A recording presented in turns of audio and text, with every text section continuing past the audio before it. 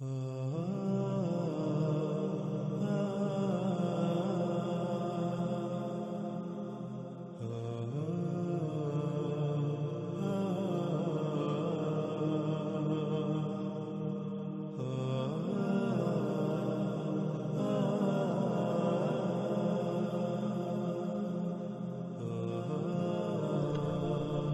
اللہ صلی اللہ علیہ وآلہ وسلم نے کہا اس میں کچھ شک نہیں، ہرگز نہیں قائم ہوگی الساعت یہاں تک کہ اس سے پہلے 10 آیات نہ دیکھ لو۔ پس رسول اللہ صلی اللہ علیہ وآلہ وسلم نے یاد دلایا دخان اور دجال اور دابا اور سورج کا اس کے مغرب سے طلوع ہونا اور عیسیٰ ابن مریم صلی اللہ علیہ وآلہ وسلم کا اترنا اور یاجوج اور ماجوج اور 3 مقامات پر زمین کا دنسنا، مغرب سے دنسنا اور مشرق سے دنسنا اور جزیرۃ العرب سے دنسنا، اور آخر میں وہ آگ ہے جو نکالی جائے گی یمن سے۔ اس آگ کی طرف انسان ایسے اکٹھے ہوں گے تمہارے اکٹھے کیے جانے کی جگہ جیسے کتے کسی ہڈی پر اکٹھے ہوتے ہیں، یعنی خطہ شام میں دنیا کے لوگ اس آگ پر ایسے اکٹھے ہوں گے جیسے بھوکے کتوں کے سامنے ہڈی پھینکنے سے وہ اس پر اکٹھے ہو جاتے ہیں اور اسے حاصل کرنے کے لیے ایک دوسرے سے لڑتے، چیرتے، پھاڑتے، چیختے اور داڑتے ہیں۔ بالکل ایسے ہی خطہ شام میں انسان اس آگ کے حصول کے لیے اس کی طرف اکٹھے ہو جائیں گے اور اس کے حصول کے لیے کتوں کی طرح آپس میں لڑیں گے۔ ناظرین، اس روایت میں 10 آیات کا ذکر ہے جو کہ الساعت کی سب سے آخری اور بڑی علامات اور اشراط ہیں۔ محمد رسول اللہ صلی اللہ علیہ وآلہ وسلم نے الساعت کے قیام سے پہلے ان 10 آیات کے ظہور کا ذکر کیا۔ ان 10 آیات جو کہ علامات و اشراط سے ہیں انہیں علامات و اشراط الکبریٰ کہا جاتا ہے، یعنی الساعت یا قیامت کی سب سے آخری اور بڑی علامات و اشراط۔ اور محمد رسول اللہ علیہ السلام نے انہی کے بارے میں کہا تھا کہ جب ان میں سے پہلی کا ظہور ہوگا تو یہ تمام کی تمام یکے بعد دیگر ایسے ظاہر ہوں گی جیسے کسی موتیوں کے ہار کا داغا ٹوٹ جانے سے موتی دڑا دڑ گرتے ہیں۔ ناظرین، ہم گزشتہ ایک ساتھ میں ان 10 علامات و اشراط الساعۃ الکبریٰ میں سے دجال، دعوت الارض اور دخان پر تفصیل کے ساتھ نہ صرف بات کر چکے بلکہ حق ہر لحاظ سے واضح کر چکے۔ اب ہمارا موضوع ہے وہ آگ جس کا ذکر اسی روایت میں موجود ہے جو کہ الساعت کی سب سے آخری اور بڑی علامات و اشراط میں سے ایک ہے۔ اس روایت میں رسول اللہ علیہ السلام نے کہا کہ آخر میں اس آگ کے حصول کے لیے انسان اس کی طرف ایسے اکٹھے ہوں گے جیسے بھوکے کتے کسی ہڈی پر اکٹھے ہوتے ہیں، جو اس کے حصول کے لیے آپس میں لڑتے ہیں، چیختے اور داڑتے ہیں۔ ناظرین، اس کے علاوہ بھی روایات کی کثیر تعداد موجود ہے جس میں رسول اللہ علیہ السلام نے اس آگ کو الساعت کی سب سے بڑی اور آخری علامات و اشراط میں سے جو سب سے پہلے ظہور پذیر ہوں گی ان میں اس کا ذکر کیا، جیسا کہ آپ سکرین پر نظر آنے والی روایت میں دیکھ سکتے ہیں۔ رسول اللہ صلی اللہ علیہ وآلہ وسلم نے کہا وہ وجوہات جن کی بنا پر الساعت یعنی انسانوں پر آخری بڑی عظیم تباہی آئے گی، اس کی پہلی وجوہات میں سے وہ آگ ہے جو مشرق سے نکلے گی، یعنی مشرق سے نکالی جائے گی، یعنی اس آگ کا نکالا جانا پہلی اشراط الساعت میں سے ہے۔ لیکن اس آگ کے حصول کے لیے اس کی طرف دنیا کے انسانوں کا ایسے اکٹھے ہونا جیسے بھوکے کتے ہڈی کے حصول کے لالچ میں کسی ہڈی کی طرف دوڑتے ہیں، اس پر اکٹھے ہوتے ہیں، پھر آپس میں لڑتے، چیختے، چلاتے، دھاڑتے ہیں، ایک دوسرے کو کاٹتے ہیں، یہ سب سے آخر میں ہوگا۔ یعنی جب ایسا ہوگا تب الساعت کی یہ تمام 10 کی 10 آیات ظاہر ہو چکی ہوں گی۔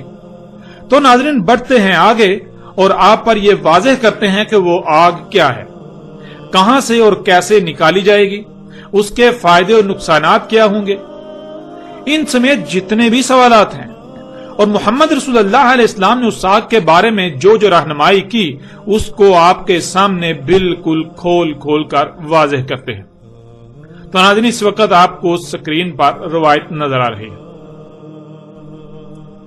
رسول اللہ صلی اللہ علیہ وآلہ وسلم نے کہا کوئی بھی ایسی ذات نہیں جس کی بات مانی جائے، جس کی غلامی کی جائے مگر اللہ۔ ویل ہے عرب کے لیے اس شر سے، تحقیق جو آیا ہی چاہتا ہے۔ کھل گئی آج ردم یاجوج اور ماجوج کی، اس کے مثل اور دائرہ بنایا انگوٹھے اور شہادت کی انگلی سے۔ پوچھا گیا کہ کیا ہم ہلاک ہو جائیں گے اور ہم میں ہوں گے اصلاح کرنے والے؟ جواب دیا ہاں، جب خبث کی کثرت ہو جائے گی، یعنی جب غیر فطرتی اشیاء کی کثرت ہو جائے گی۔ ناظرین، القاریہ ہو، یاجوج اور ماجوج ہوں، فتنہ دجال ہو یا عربوں کے لیے دنیا و آخرت میں ہلاکت، ان سب کا بنیادی تعلق اس روایت میں بیان کر دیا گیا، اور وہ رسول اللہ صلی اللہ علیہ وآلہ وسلم نے اس شر کی طرف اشارہ کیا اور اس وقت کہا وہ شر قریب ہی آ گیا ہے۔ جب ہم قرآن میں اور روایات میں غور و فکر کریں، آخر الزماں کے حوالے سے تمام روایات کو جمع کریں تو اس کی جو ترتیب بنتی ہے ہم اسے آپ کے سامنے رکھیں گے، اس کی روشنی میں واضح کریں گے کہ وہ شر کیا تھا۔ یعنی ان روایات میں رسول اللہ صلی اللہ علیہ وآلہ وسلم نے بتایا کہ وہ شر جو عربوں کے لیے دنیا و آخرت میں تباہی کا باعث بنے گا وہ کیا شے ہے۔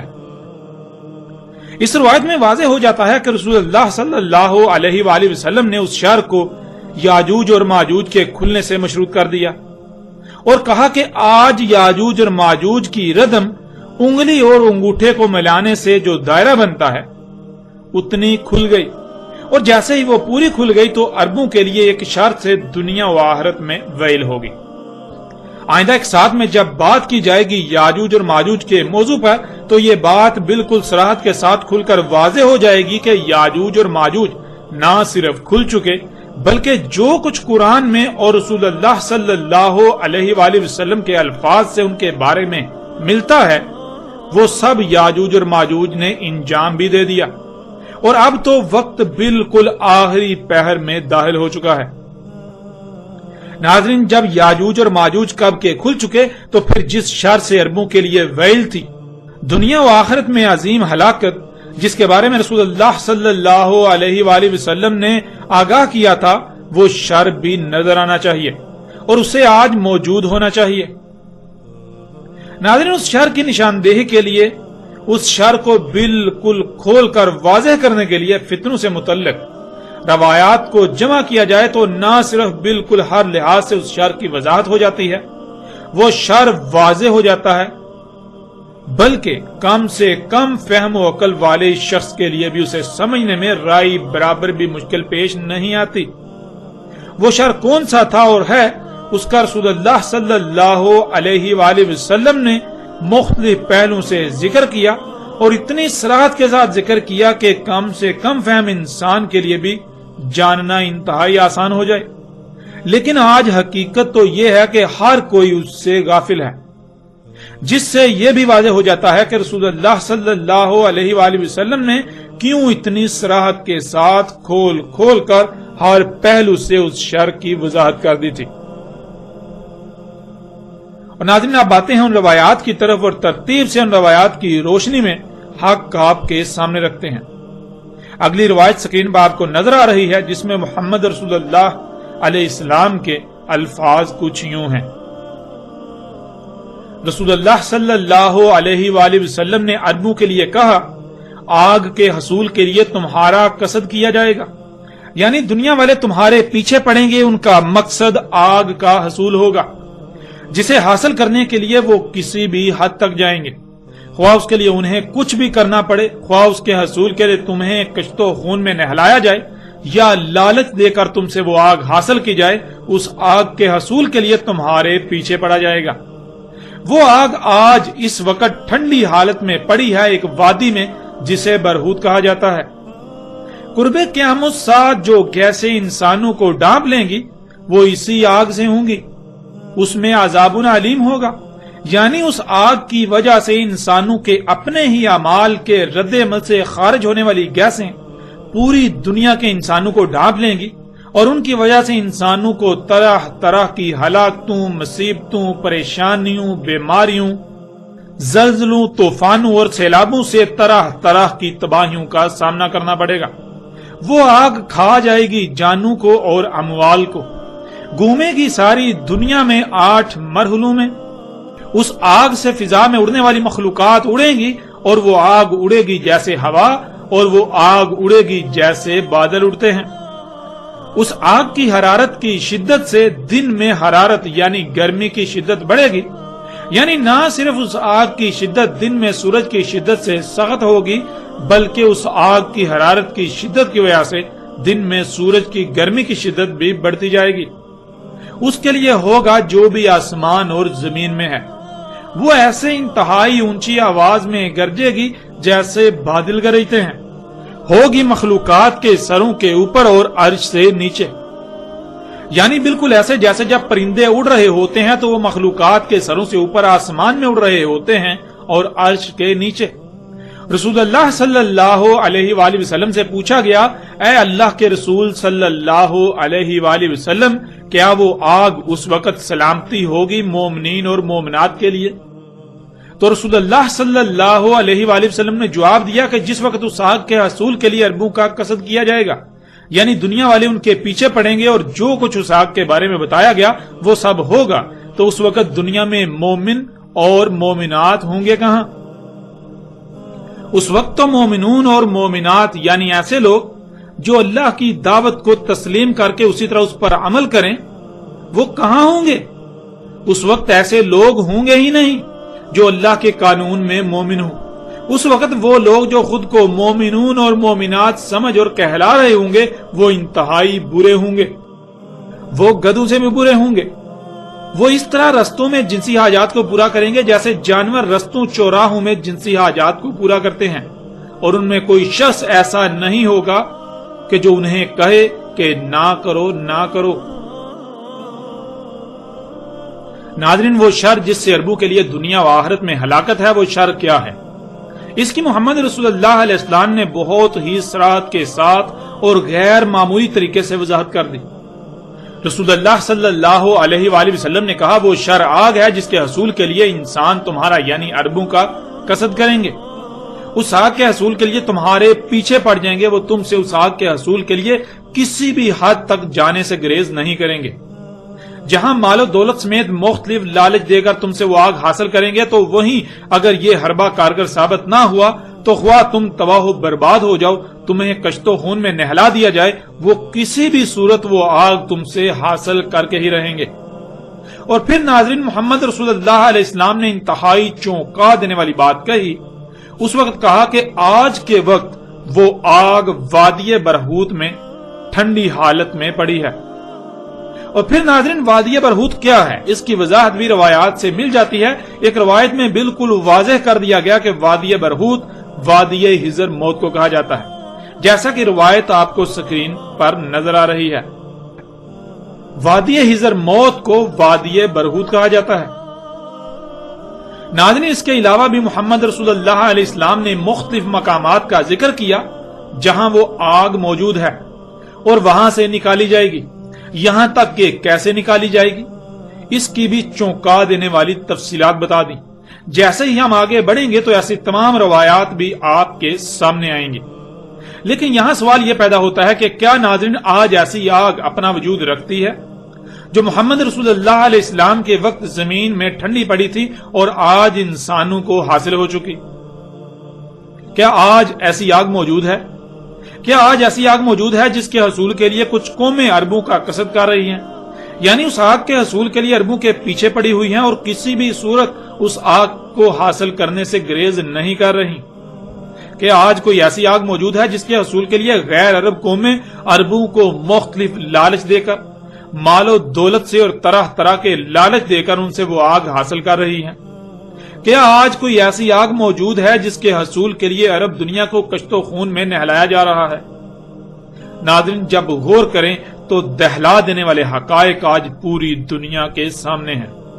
ہاں، واقعتاً آج ایسی آگ موجود ہے جو محمد رسول اللہ علیہ السلام کے وقت زمین کی گہرائیوں میں ٹھنڈی حالت میں پڑی تھی اور آج نکالی جا رہی ہے، اور وہ آگ ہے خام تیل. ناظرین، کون نہیں جانتا کہ خام تیل تو حقیقت میں آگ ہے جو زمین میں ٹھنڈی حالت میں موجود ہے.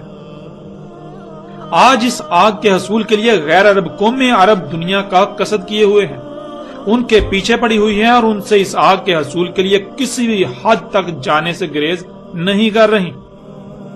ناظرین، اسی آگ کے حصول کے لیے سلطنت عثمانیہ کا خاتمہ کر کے اسلامی ریاست خواہ کیسی ہی تھی اس کے ٹکڑے ٹکڑے کر کے انہوں نے اپنے حواریوں کو ان پر مسلط کر دیا، کیونکہ مغربی دنیا کو علم تھا کہ جب تک خلافت کے نام پر ایک اسلامی ریاست موجود ہے وہ کبھی بھی اس آگ کو حاصل نہیں کر سکتے، کیونکہ سلطنت عثمانیہ مغربی دنیا بالخصوص اس وقت کی سپر پاور برطانیہ کو اپنا دشمن سمجھتی تھی، اور برطانیہ کو بخوبی علم تھا کہ جب تک وہ اپنے اس دشمن کو ختم نہیں کر لیتی، اپنے اس دشمن کو ہٹا نہیں لیتی، اس کو ٹکڑوں ٹکڑوں میں تقسیم کر کے اپنے حواریوں کو مسلط نہیں کر لیتی، تب تک وہ اس آگ کو حاصل نہیں کر سکتے۔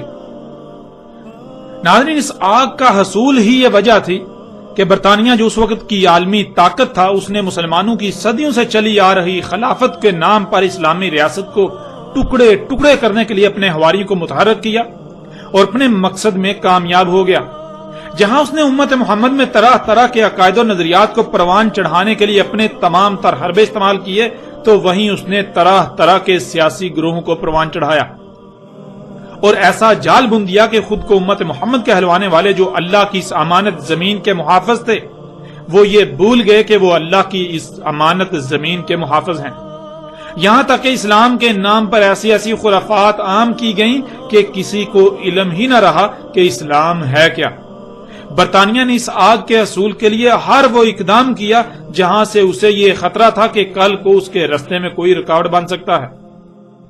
اس میں ایک اقدام یہ تھا کہ خود کو امت محمد کہلانے والوں کو قتال فی سبیل اللہ سے دور کرنا، یہاں تک کہ اسلام سے اسے محو کر دینا،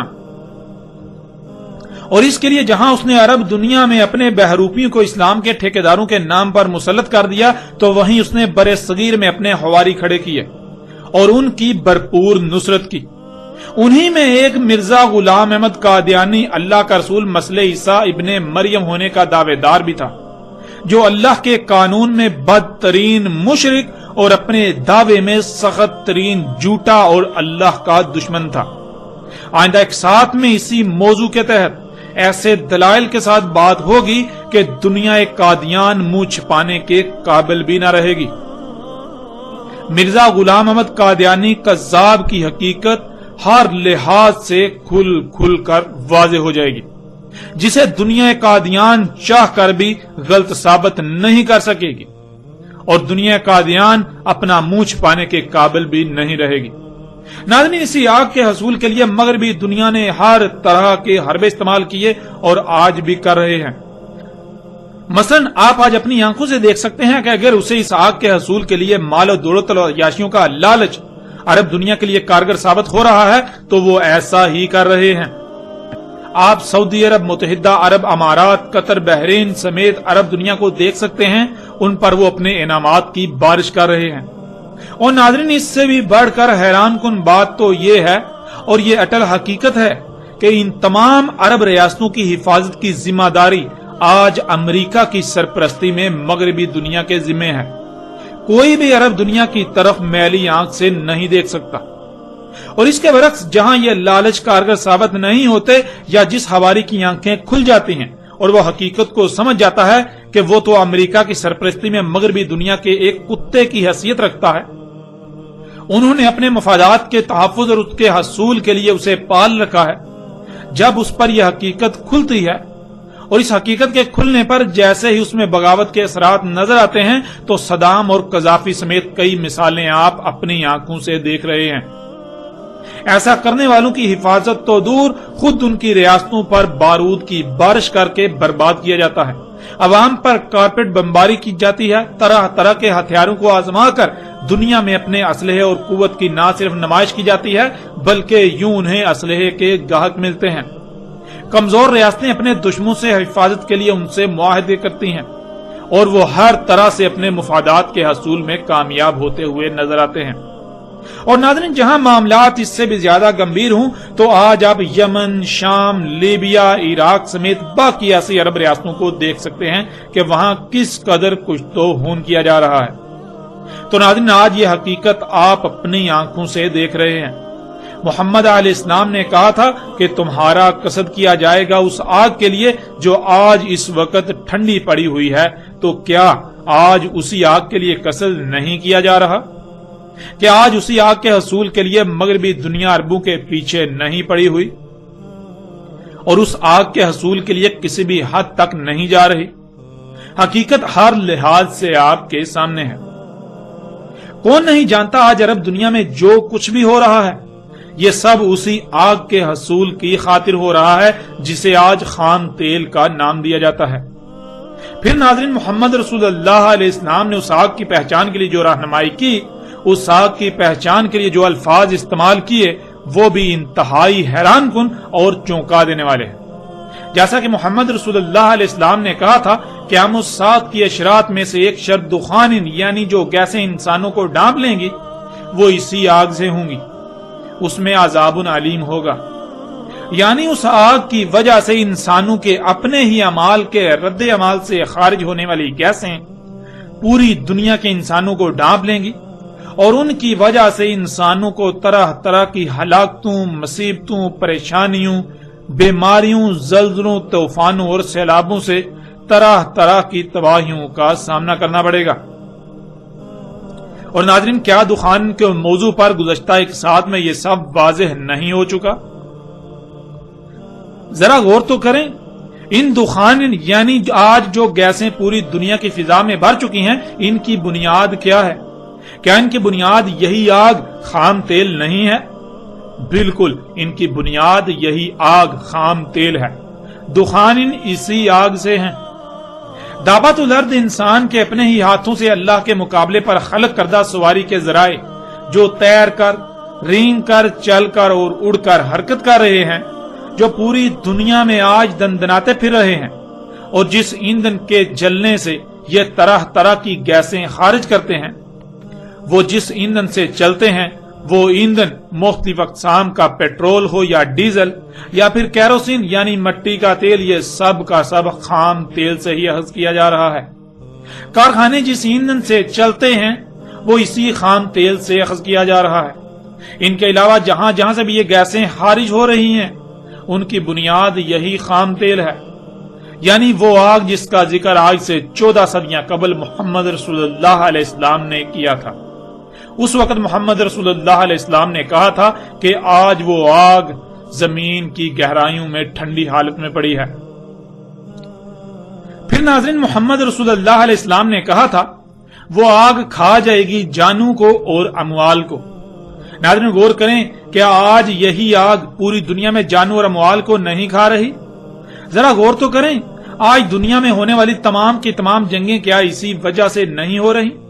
ان کی وجہ یہی آگ نہیں ہے جن میں لاکھوں نہیں کروڑوں جانوں کا نقصان ہو رہا ہے اور شہروں کے شہر کھنڈرات میں بدل رہے ہیں۔ اس کے علاوہ زمین سے اس آگ کے نکالے جانے کی وجہ سے زمین کھوکھلی ہو رہی ہے، جس سے زمین جگہ جگہ سے دنس رہی ہے۔ پھر اسی کی وجہ سے جو گیسیں پوری دنیا کی فضا میں بھر چکی ہیں، جن کی وجہ سے طرح طرح کی تباہیوں میں وسیع پیمانے پر جانی و مالی نقصانات ہو رہے ہیں۔ پھر جن مشینوں سے پہاڑوں کو کاٹا جا رہا ہے ان کی بنیاد بھی کیا یہی آگ نہیں ہے؟ اور پہاڑوں کو کاٹنے سے زمین کا توازن بگڑ کر زلزلے اور تباہیاں آ رہی ہیں، ان میں بھی جانی و مالی نقصان۔ اسی آگ کی وجہ سے موسموں کا نظام درہم برہم اور درجہ حرارت دن بدن بڑھتا چلا جا رہا ہے۔ اس کی وجہ سے بھی طرح طرح کی تباہیوں میں جانی و مالی نقصان۔ یوں اس آگ کے نقصانات پر بات کی جائے تو الفاظ ختم ہو جائیں، آپ بات کرتے کرتے تھک جائیں، لیکن اس آگ کے نقصانات کو گن نہ پائیں۔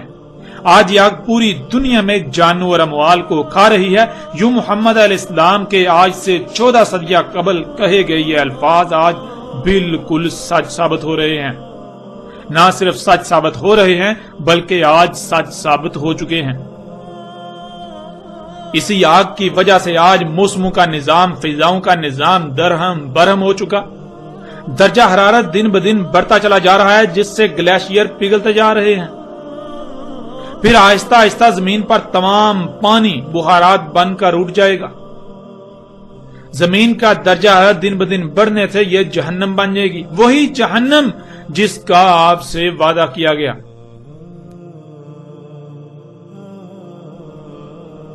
پھر ناظرین محمد رسول اللہ علیہ السلام نے کہا گھومے گی ساری دنیا میں 8 مرحلوں میں، اس آگ سے فضا میں اڑنے والی مخلوقات اڑیں گی، وہ آگ اڑے گی جیسے ہوا اور آگ اڑے گی جیسے بادل اڑتے ہیں۔ ناظرین آج یہ آگ پوری دنیا میں گھوم چکی، پوری دنیا میں دندناتی پھر رہی ہے۔ آج اسی آگ سے فضا میں اڑنے والی مخلوقات دابت الارض جہازوں اور ہیلی کاپٹروں کی صورت میں اڑ رہے ہیں۔ یہ حقیقت بھی آج آپ کے سامنے ہے۔ ناظرین غور کریں، جس ایندھن سے یہ جہاز اور ہیلی کاپٹرز وغیرہ اڑتے ہیں وہ ایندھن کہاں سے آیا؟ وہ یہی آگ ہی تو ہے جسے آپ خام تیل کہتے ہیں، اسی سے اخذ کیا جاتا ہے۔ ناظرین کیا آج یہ آگ ہوا کی طرح نہیں اڑ رہی؟ آج آپ پوری دنیا کی فضا کو دیکھیں، وہ اسی آگ سے بری ہوئی ہے۔ یعنی جن گیسوں سے پوری دنیا کی فضا بھر چکی ہے وہ اسی آگ سے ہی تو خارج ہو رہی ہیں۔ اور ناظرین کیا آج یہ آگ بالکل بادلوں کی طرح نہیں اڑ رہی؟ ذرا آپ کارخانوں کی چمنیوں کو دیکھیں اور سوچیں کہ آج سے 14 صدیاں قبل اس کا ذکر کرنا مقصود ہوتا تو کس طرح ذکر کیا جاتا؟ کیا اس سے بہتر کوئی اور الفاظ ہو سکتے تھے جو محمد علیہ السلام نے اس وقت استعمال کیے جب ان اشیاء کے بارے میں تصور کرنا بھی محال تھا؟ آج آپ اپنی آنکھوں سے اس آگ کو بادلوں کی طرح اڑتا ہوا دیکھ سکتے ہیں، یوں یہ حقیقت بھی آج آپ کے بالکل سامنے ہے۔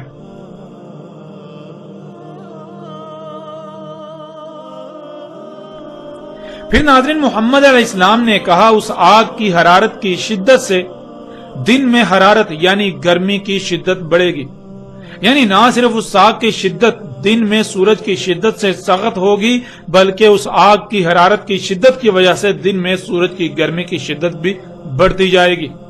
تو ناظرین ذرا غور کریں، کیا آج اسی آگ خام تیل سے خارج ہونے والی گیسوں کی وجہ سے درجہ حرارت دن بدن نہیں بڑھ رہا؟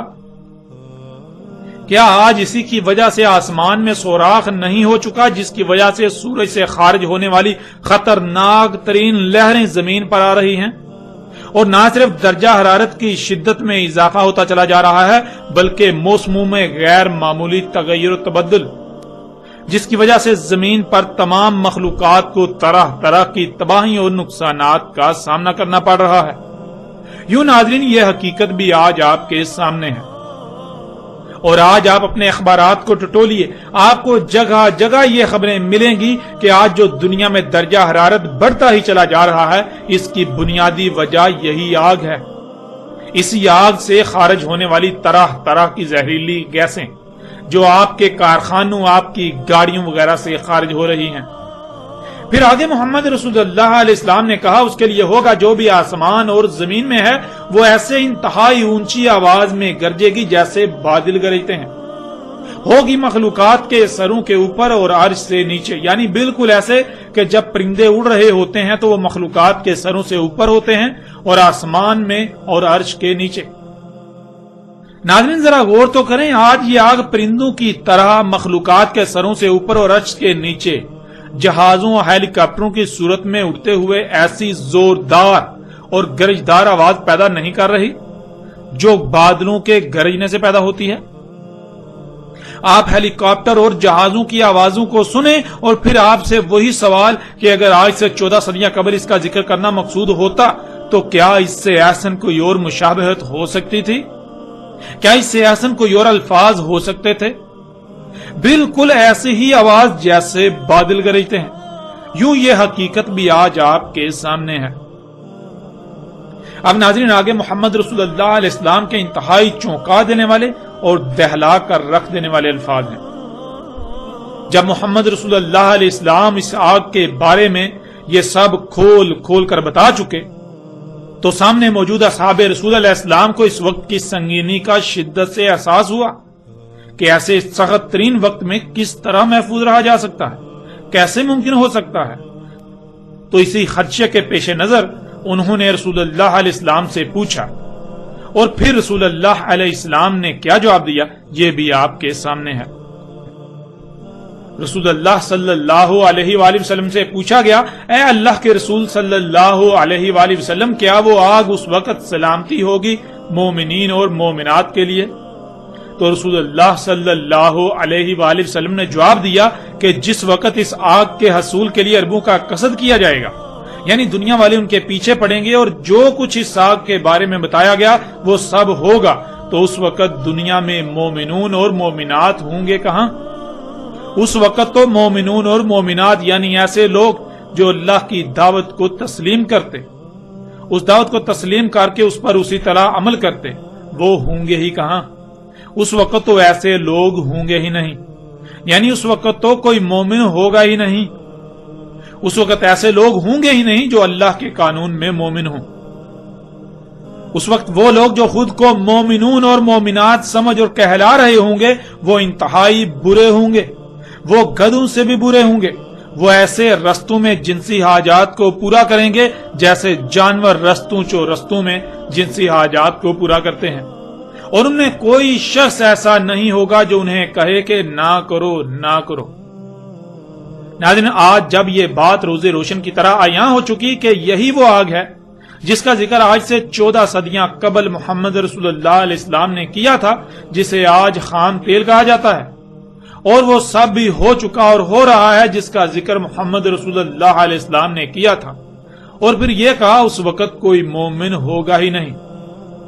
لیکن ناظرین، سوال تو یہ پیدا ہوتا ہے کہ جب آج وہی وقت ہے اور محمد رسول اللہ علیہ السلام کے بقول آج کوئی مومن ہونا ہی نہیں تھا، تو پھر آج وہ لوگ جو 2 ارب کے قریب ہیں وہ کس بنیاد پر مومن ہونے کے دعوے دار بنے ہوئے ہیں؟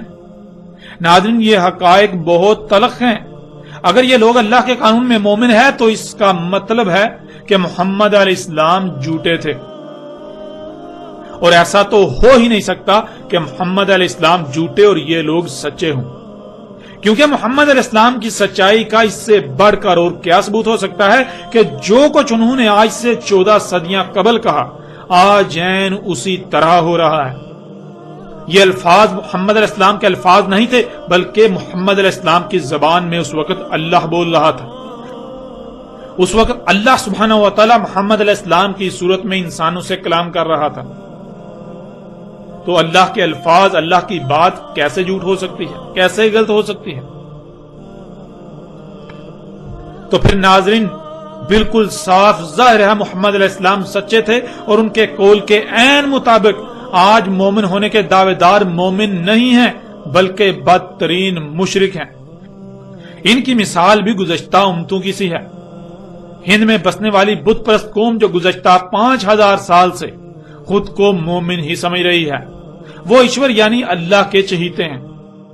یہی حال بدھ مذہب عقائد کے حامل لوگوں کا ہے، یہی حال یہود کا ہے۔ وہ آج بھی یہی کہتے ہیں کہ صرف اور صرف وہی اللہ کے چہیتے ہیں، وہی حق پر ہیں، وہی جنت میں جائیں گے، ان کے علاوہ باقی سب کافر ہیں، وہ جہنم میں جائیں گے۔ یہی حال نصارہ کا ہے، اور جو روش انسانوں کی چلتی آئی اسی کو موجودہ امت نے بھی برقرار رکھا۔ اللہ کے قانون میں یہ بدترین مشرک ثابت ہو چکے ہیں، لیکن یہ بھی گزشتہ امتوں کی طرح خود کو زبردستی مومن منوانے پر ڈٹے ہوئے ہیں۔ ناظرین، مومن تو اللہ کا اسم ہے۔ مومن کہتے ہیں جو بھی کہا گیا، جیسے کہا گیا، فوراً نہ صرف اسے دل سے بغیر کسی قرارت کے تسلیم کرنا بلکہ اپنے عمل سے اس کی تصدیق کرنا۔ تو آج جو خود کے مومن ہونے کے دعوے دار ہیں، ذرا وہ اپنے گریبان میں جھانکیں، کیا وہ فرقہ در فرقہ تقسیم نہیں ہو چکے؟ کیا اللہ نے انہیں یہ حکم دیا تھا، یا اللہ نے الٹا اس سے سختی کے ساتھ منع کیا کہ فرقوں میں تقسیم مت ہونا؟ لیکن حقیقت آج آپ کے سامنے ہے۔ اللہ نے حلال طیب رزق کا حکم دیا، لیکن آج خود کو مومن کہلانے والوں کو نہ حلال کا علم نہ ہی طیب کا۔ اللہ نے اپنی خواہشات کی اتباع کرنے سے سختی کے ساتھ منع کیا۔ جو خواہشات کی اتباع کرتے ہیں وہ مشرک ہوتے ہیں، ان کے لیے اللہ کے قانون میں ہدایت ہے ہی نہیں۔ لیکن آج خود کو مومن کہلوانے والے کیا کر رہے ہیں؟ ذرا غور کریں، وہ جو کچھ کھا رہے ہیں، جو کچھ پی رہے ہیں، جو کچھ ضروریات کے نام پر استعمال کر رہے ہیں، کیا اللہ نے اس سب کا حکم دیا، یا اپنی خواہشات کی اتباع میں ایسا کر رہے ہیں؟ حقیقت آج آپ کے سامنے ہے۔ اللہ نے قرآن میں بار بار بالکل کھول کر یہ بات واضح کر دی کہ دین فطرت پر قائم ہونا ہے، لیکن یہاں کسی کو فطرت کا علم ہی نہیں۔ اللہ نے کہا کہ اللہ کی خلق میں کسی بھی قسم کی کوئی تبدیلی مت کرنا، لیکن آج خود کو مومن کہلوانے والے بھی مفسدین کے ساتھ کندھے سے کندھا ملائے چل رہے ہیں اور اللہ کی مخلوقات میں تبدیلیاں کر رہے ہیں۔ اللہ نے فطرت پر توکل کرنے کا حکم دیا تو ذرا غور کیجئے، فطرت نے آپ کی سواری کی حاجت کو پورا کرنے کے لیے کن ذرائع کا وجود دیا، اور کیا آپ انہی پر توکل کر رہے ہیں؟ فطرت نے تو گھوڑے، گدھے، خچر اور اونٹ کو اس مقصد کے لیے وجود دیا، لیکن آپ تو اس کے برعکس مصنوعی ذرائع پر توکل کر رہے ہیں، اور وہ بھی ان کے خلق کردہ جن کو دن رات کافر کافر کہتے ہوئے تھکتے نہیں۔ یعنی اللہ کافروں پر تو راضی، ان پر انعامات کی بارش کر رہا ہے اور اپنے غلاموں کو، مومنوں کو بھول چکا ہے۔ ذرا غور کریں اپنے اعمال میں، غور کریں کہ آپ مومن ثابت ہوتے ہیں یا پھر بدترین مشرک۔ ناظرین، حقیقت بہت تلخ ہے، اسے تسلیم کرنا آپ اپنی توہین سمجھیں گے، لیکن یاد رکھیں عنقریب آپ تسلیم کریں گے، لیکن تب کوئی فائدہ نہیں ہوگا۔ آج وقت ہے اپنی آنکھیں کھول لیجئے، ورنہ عذاب آپ کے سر پر آ چکا ہے۔ غور کریں یہ سب آج ہی آپ پر واضح کیوں کیا جا رہا ہے؟ آج سے پہلے ایسا کیوں نہ ہوا؟ ذرا غور کریں، اس سے پہلے کہ وقت ختم ہو جائے۔ اور پھر یہ بھی آج آپ اپنی آنکھوں سے دیکھ رہے ہیں، خود کو مومن کہلوانے والے بے حیائی اور فحاشی میں کس قدر بڑھ چکے ہیں۔ محمد رسول اللہ علیہ السلام کے یہ الفاظ بھی آج بالکل سچ ثابت ہو چکے ہیں۔